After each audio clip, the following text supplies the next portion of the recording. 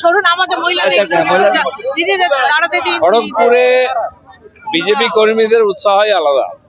সাধারণ মানুষ এখানে বিজেপিকে নিজের পার্টি মনে করে, সেই জন্য প্রত্যেক ইলেকশনে তারা আমাদের জেতান। এবারে আমরা জিতবো বেশি মার্জিনে আর বেশি ভোট পাবো, এটা আমাদের টার্গেট। 1 লাখ ভোট পার করবো। জয় শ্রীরাম।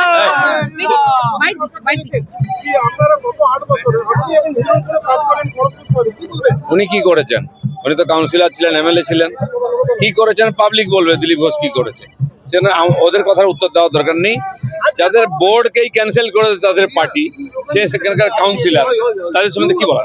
দাদা, চেনা মাটিতে লড়াই এবং তৃণমূলের গোষ্ঠীদ্বন্দ্ব প্রকাশ্যে চলে আসছে। দিলীপ ঘোষের পক্ষে যেটা টিএমসির গোষ্ঠীদ্বন্দ্ব নতুন কিছু নাই, ওটাই ওদের পার্টি। ওটা একটা বাজার, ওটা পার্টি নাকি? ভারতীয় জনতা পার্টি একটা আদর্শনিষ্ঠ সংগঠিত পার্টি। এক একজন কর্মী আমাদের কাছে একটা সম্পদ। তারা লড়াই করে এখানে পার্টি দাঁড় করিয়েছে, বিজেপিকে জিতিয়েছে, এবারেও জেতাবে। আর মানুষের আশীর্বাদ আমাদের সঙ্গে আছে।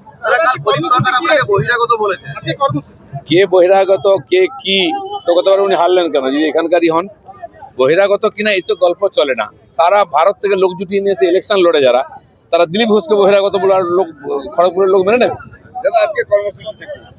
ব্যাস, আজ দিনভর এখান থেকে র্যালি করে যাব, আমরা রাম মন্দিরে পুজো দেবো, তারপরে মাতা মন্দিরে যাব, আর 7 মা মন্দিরে যাব, কালী মন্দিরে। সারাদিন বিভিন্ন মন্দিরেতে আগের থেকে পুজোর ব্যবস্থা আছে, উৎসব চলছে, সেখানে জনসম্পর্কে কার্যক্রম করবো আর পুজো দেবো। মামলা হ্যাঁ চলনে তো কোর্ট का কাজ চলে।